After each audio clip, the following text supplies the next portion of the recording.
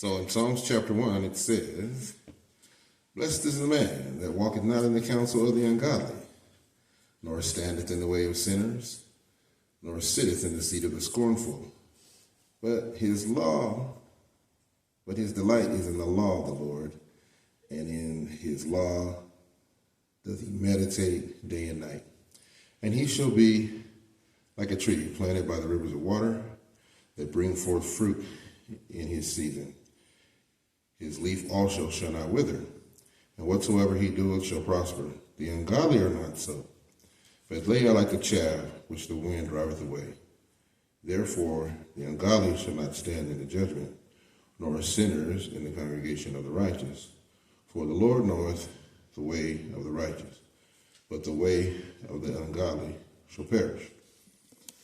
So I wanted to talk to you today about the Psalms 1 husband. And as our introductory reading was talking, we read about the Proverbs 1:31 wife. And so the Proverbs 31 wife is also often pictured and mentioned, but it does talk about her children, and it does talk about her husband at the end. But it talks about them in reference to praising her for the works that she's doing. But I wanted to look at it from a different perspective and think of it like this. The Psalms 31 woman isn't that kind of woman unless she has a husband. Okay? Think about it.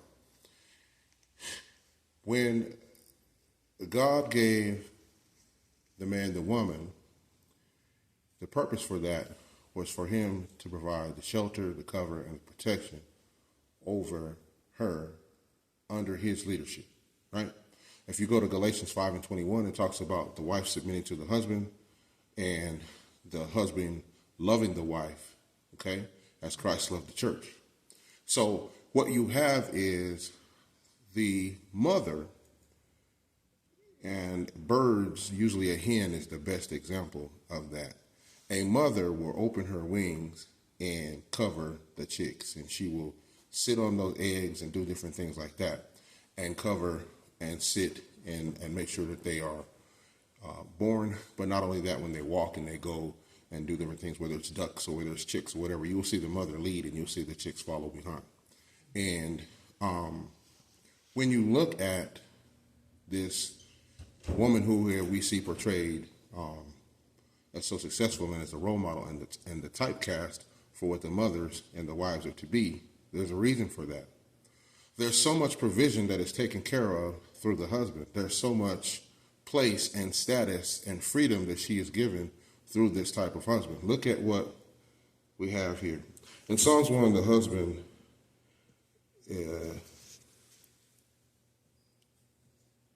Psalms 1 husband is not around ungodly people, nor does he take their advice. He doesn't associate with sinners or scornful people. That's a key in and of itself. When you have men that are given to gambling and drinking and riotous living, that is not a stable foundation. That is not something that breeds a good climate or fosters a good climate for the children, the house, or anything else like that. In Psalms 1, it says, "The husband delights himself in the law of the Lord, and he doth meditate on it day and night." Too many times we haven't been instructed, or we don't teach the husbands to do as the Psalm 1 man does, and that his law should be or his delight should be in the law of the Lord, where it should be studied day and night. Too many times men are focused on going to work, right, and being a provider only, not necessarily doing the other things. When you look at the Old Testament is the one that actually says the father is the one that is supposed to teach the children. It says the father is supposed to teach them when they walk, when they sit, when they rise, when they come, and when they go, right? It's the father that's supposed to instill God's law into the children so the children know what they're supposed to do. And when you see this Proverbs 31 wife functioning, you see a man who has done his duty, and as you see him do his duty and follow and live up to the things that God says about in Proverbs, a Psalms 1 husband a man, then you can see it all come to place. So the Psalms 1 husband is like a tree planted by the river of water. Trees that are next to the water are very strong. They have very deep roots, and those roots grow down and seek the water out near the river's edge. This kind of tree feeds and houses birds and other animals. It provides shade for humans, and in the cycle of life, it sheds its leaves to fertilize the ground, and it restarts the cycle again. This tree may eventually be used for wood and will command a great value on the market. See, that's the kind of man we're telling people to be. But I think what happens is a lot of times we don't always talk about that. And sometimes we don't see that modeled for us. And if we haven't had it modeled for us, we don't see it a lot. Sometimes people have a hard time understanding the concept of Father God if they haven't had an earthly father, because they don't relate to it. And what I'm saying to you is that God is built in us in telling us how to be a man. He is built in us the father already, right? So Michael being a new husband is already an archetype of a father. Whether he becomes a father or not is not the issue. The issue is he is created to be such. You know what I'm saying? And as he's created to be such, he has an obligation to follow and live up to the things that are in Psalm 1. And as he carries himself and develops himself into being what's in Psalm 1, then it will protect Monica so that Monica later become a Psalms 31. Do you follow where I'm going? Mm-hmm. So she can't become the Psalms 31 without him, because if that's the case, she's just on her own spending money. You know what I'm trying to say? She's just on her own doing her thing. That would be a modern day version, right? And we're not talking about that. We're talking about in the godly alignment. We're talking about in a proper structure that the man is going to be where he's supposed to be, doing what he's supposed to do. And by him doing that, he's going to provide protection, provision, problem solving, and a covering for his wife to flourish and nourish and build a household. So as you look further, the Psalms 1 husband will provide fruit when it is time. His leaf shall not wither, shows the strength of the tree. An ungodly husband tree isn't the same as ungodly is similar to the chaff which the wind drive away. So when you have a alcoholic man who can't hold a job, or when you have a gambler who takes the money and messes up the money for the household, that family falters, right? And that forces the wife to be something other than what she's supposed to be. That might force the kids to grow up earlier than they're supposed to. I heard a man say the other day that his sister had been cooking full course meals since she was 8 years old because his mother and father weren't there. The mother was working and the father was not in the house. So he's saying since she was 8 years old, she's been cooking him full course meals, which means neither of them got to be children. And their mother wasn't actually a mother to them. She was a provider, meaning she was off at work, right? She was off at work, and then the sister was having to fulfill that role her own self. And of course, she wasn't capable of filling that role, but we have to do what we have to do to survive. So when you look at it, an unfaithful man and an ungodly man is not the archetype that we want to model ourselves after. Anything we're looking at when you're looking at a male model, it's supposed to feature or be a prototype of Jesus/God the Father. The ungodly husband is barren and can't stand in the judgment. He won't be in the congregation of the righteous. So plain and simple, there was never, when we were growing up in the 60s, 70s, and 80s, that we knew who the sinners were and we knew who the Christians were. And the sinners used to almost run from you if they saw you coming because they knew that you were going to be talking about God. Okay? Some of you are old enough to remember the term Jesus freak. Well, the reason why they were talking about Jesus freaks was those long-haired hippies that were smoking marijuana and at Woodstock, and the women that were burning their bras and all that other kind of stuff, they were on one end of the spectrum. But some of those same people that were burning bras and smoking marijuana and doing SD and everything else like that got caught up in the Jesus movement in that era. And when they got caught up in the Jesus movement, they became Jesus freaks, because the same way they were promoting alcohol, drugs, and sex and rock and roll and everything else like that, now they began to talk about Jesus and how effective Jesus was in their life and how much of a blessing, how much of a change it was in his life. And that's why people didn't want, when they saw him coming, they didn't even want to talk to him, because they knew there was nothing going to stop them from sharing the love of God, that it changed them from being whatever they were previously into being saved, right? So that man that might have had rock and roll hair all down to his back is now the leader of Calvary Church. You understand? Okay. The other guy from the Cross and the Switchblade, he was a gang leader and out there carrying the real lives and real blades and everything else. And now he got saved and he went back to those same barrios and brought people out. So that's a vision of a fruitful man. But an unfruitful man, he can't say so. He will not be in the congregation of the righteous. He will be like the chaff cast into the fire.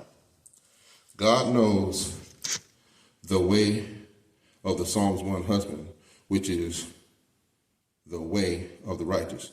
The ungodly husband shall perish. So in the church, we speak often of the great woman in Proverbs 31, as I was saying. She is the template for all women.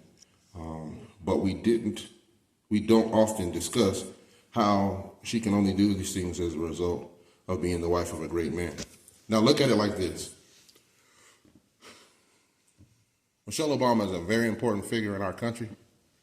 Very strong, very educated, very prolific. Has been lauded for fashion and for her books and for her contribution to children and everything else like that. But without Barack Hussein Obama, we don't know who Michelle Obama is. If her husband is not a senator, if her husband is not the president, right?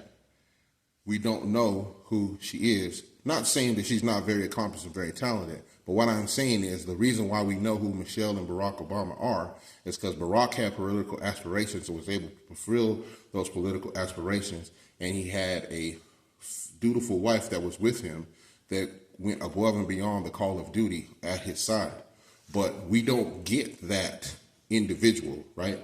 We don't get that prosperous, strong woman who's a mother of kids and this, that, and the other. We don't get that without there being a man. If the man doesn't go to her and try to date her, there's no relationship. If there's no relationship, there's no children.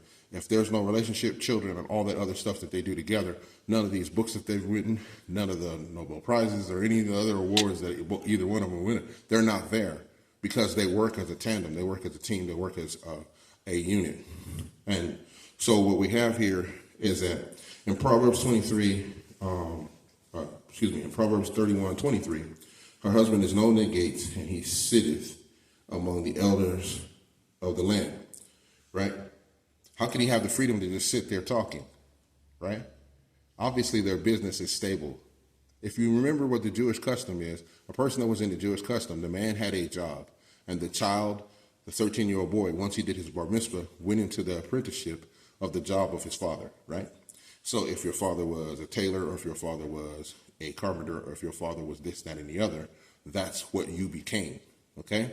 So obviously, if this woman had enough time to command servants, buy fields, do this, do that, and do that other, the husband had to be so prosperous, the husband had to be so sturdy, so available, so powerful, such a great man, that she could do all of those things. Because if the foundation of the family was not there, if the protection of the house wasn't there, if the provision of the house wasn't there, there'd be no way for her to do any of that. And so it's not a knock against her. It's not to take anything away from her. It's to basically say, look at what we're really saying when we're saying you have this great woman. You're saying this great woman is doing this. Why? Because she has the freedom to do that under the umbrella and the covering of her husband. She has the resources of her husband that she allowing her to administer over, right? There's so many different things that they say that she does during this time. And this is one of the blessings of that. Her children arise up and call her blessed, her husband also, and he praises her. The thought of the 31st chapter of Proverbs is that the wife is the wife of a man that is described to have many skills and talents. What is understated in the passage is that she does all this with the blessing and the covering of her husband. She can't have servants, merchant connections, and run his household without his knowledge. The virtuous woman is entrusted by her husband so much so that he feels safely and trust in her. It says that he has no need for spoil, meaning that he doesn't have to take the money from her because she's putting some inside in the household to run it as he designed it. So, I saw something recently where Lady had $22,000 scared away in the bank account. And the bank contacted the man and sent him something. And he was like, what is this? And she was like, what are you talking about? And he was like, what is this? And she's like, well, I have this to the side in case you leave me, or I have this off to the side in case you. And he was like, you've been stealing money from me? Because he was the only one working. He was the sole provider. And so he was giving her the money and trusting her, right, to administer the funds the way it's supposed to be. Well, she was scuttling it off to the side because her mom had taught her to do so. You follow what I'm saying? Mm-hmm. So the culture is corrupt to where somebody's teaching wicked ways to a young wife, okay? And so, they were arguing and discussing this, and it was the point of contention, and the woman was adamant, like, so I got to have this in case you do something wrong. It was like, no, she was the one. That's Proverbs 14, 1 and 2 says, she was being foolish and plucking down her house with her own hand. Do you see? Because she was causing the strife where there was no strife because she had put money to the side. In addition to this, I also heard another thing where a man was working 2 jobs. The wife was at home and she had $47,000 or something like that laid to the side. And he had gotten sick and almost died. And they were about to lose a house and all sorts of kind of stuff like that. And that's how he discovered that she had all the money. It's because he was sick during that time. And so he just packed his stuff and left and went to his family's house because he was saying, you almost let me die, but you were sitting on top of money that would have provided shelter for us and would provided care and footage for us. Do you follow what I'm saying? See, I'm saying to you that these Proverbs or that these Psalms 1 husbands were providing and offering a covering, but they didn't have the kind of wife that he could safely trust. You see, his heart couldn't safely trust in her because they were putting money to the side. But when you look at the example of the Proverbs 31 wife, she's not doing that. She's taking the money, she's taking the wool, she's taking all the other things that they're doing, and they're making it into industry. They're creating and building and multiplying and sowing and sowing and sowing. So that's why the husband could go sit at the gate and talk with the men. That's why he could be esteemed in front of everybody else, because she could clothe him in good garments, because the husband could have a good report and a good nature, because the household is being run well, you see? And so it goes hand in hand and it goes back and forth. And so it was so painful to see these men, one almost losing his life working himself on 2 jobs, and the woman squirreling money away. And then you have another young man dealing with the same thing where the wife is squirreling money away and acting like it was just okay, like it was no big deal that she was stealing from her husband. When God made the man, he made him complete with seed in him so that he could bear after his own kind. Fathers are tasked in the Bible to teach their children of God and to make sure they follow the pathway designed for their lives.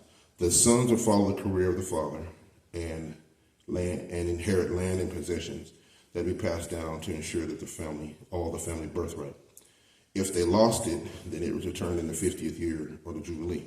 So if by chance a righteous man or a righteous man's son fell on hard times, right, and he lost the house or he lost the land or whatever, God had a provision called the year of Jubilee where you basically were sold in debtor's prison or whatever. Remember in how Ruth meets Boaz is Naomi tells Ruth, go glean from his field. Well, the reason why they could glean from the field is God told them to leave like a 10th part of the stuff that fell off the trees or stuff that fell off the corn stalk or whatever kind of fruit or what it was. So they left that extra 10% that didn't get harvested. And that was what the poor people ate off of. And that's why you don't hear about, in a sense, you don't really hear about homeless folks, right? You don't hear about vagabonds or super poor people like we have in the modern era, because God had already had a system built in for them, right? That they were supposed to get that food that was left over to sustain them and their family. And then the people that fell on hard time, once their debt was paid, right, then they could be let out of debtor's prison or they could be given their land back or whatever. In that 50th year, if I had forfeited my family's land, that 50th year, it went back to me or any other relative that could claim that they were Joseph, the son of so-and-so, entitled to this land. And so that's the same thing we saw when Boaz was there and there was an older relative, and he went to the older relative and said, do you claim this woman? because you're the first kinsman redeemer. You're closer to her than I am. And he said, no, I don't claim this woman. You can take her. And so that's how Boaz became the husband of Ruth. And that's how you have Obed, Jesse, and King David.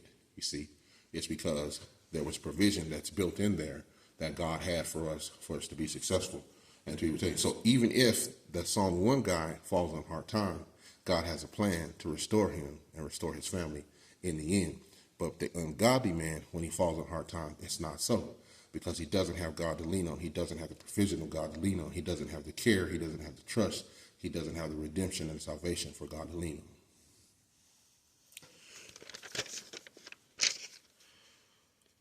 This man we see in Psalms 1 isn't described as a husband, but the logical inference is that he will become one. Okay? Even the priests of Israel were married with children once they became of age.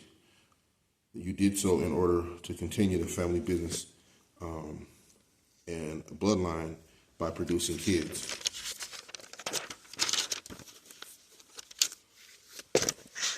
So the Levites had an inheritance of the food and all the other things that were cut off the animal when they were offering those sacrifices. But they were not allowed to have a land possession. Their inheritance was from the Lord, is the way the scripture teaches it. So all the priests had wives and children and families, but they did not have a true land place. So when you're talking about the tribes of Israel, it'll tell you, and all the Benjamites were here, and all the Levites were there, Levites are here, and all the Gadites are here, and this, that, and the other. And so when you talk about the demoniac that came out to Jesus and where the pigs were, see that those tribes of Gad, they stayed on the outside of that country, right? They didn't go in where the rest of the Jews were, because the way they farmed and everything was different. And so they stayed out there on the outside and did a little different.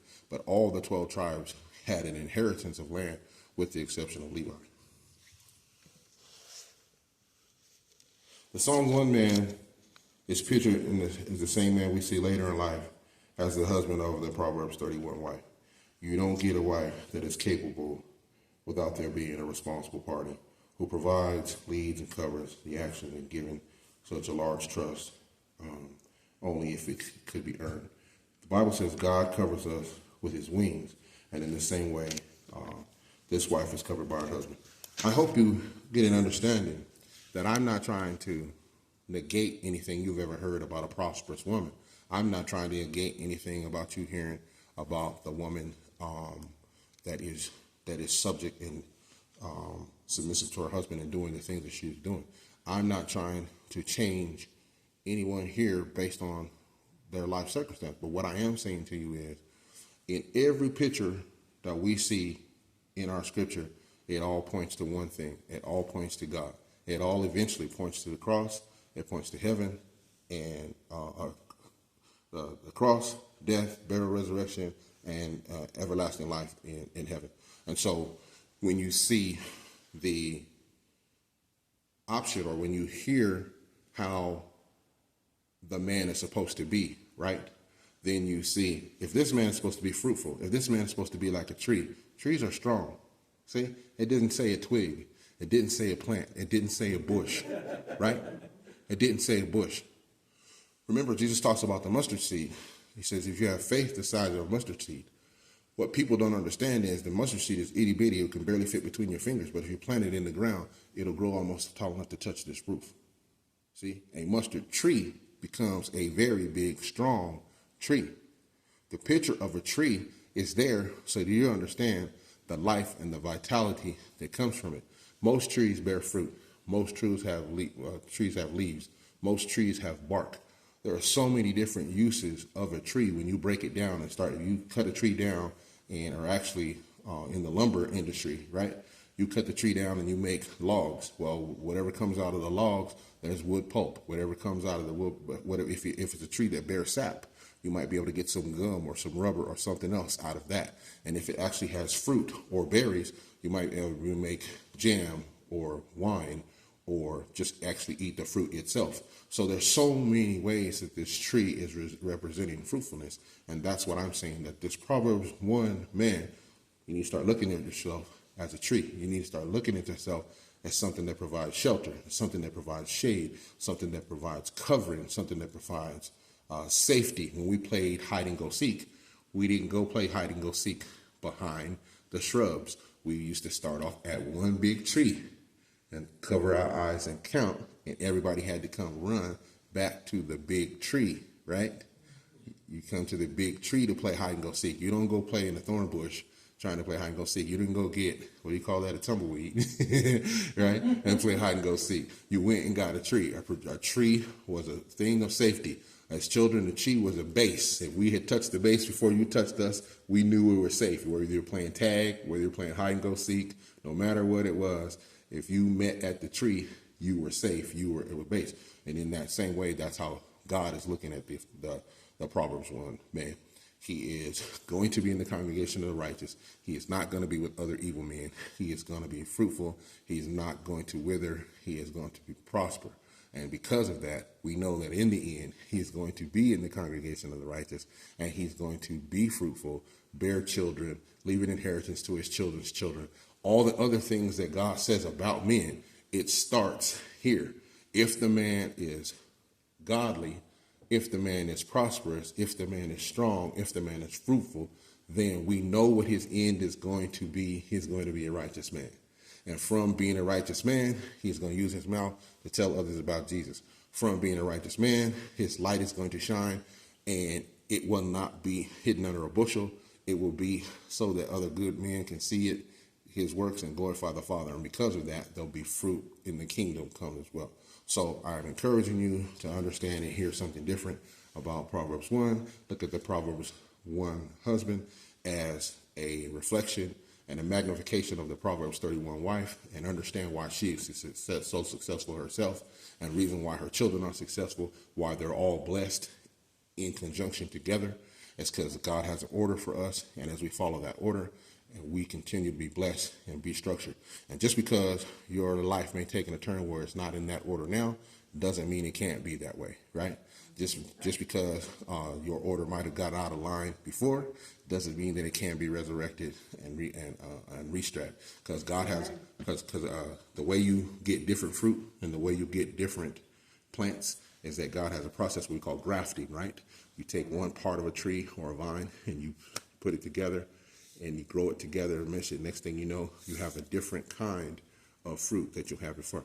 We have all been grafted into the tree of righteousness through Jesus Christ's blood. We have become the sons and daughters of adoption to where we can cry out, Abba, Father, because of Christ's sacrifice. We are now in that same tree, and so now we can all grow into the fullness of holiness, the fullness of the Godhead bodily, you see? And that's what the goal for us is. So I'm hoping that you're gaining in your understanding today, and that the Lord will bless this word.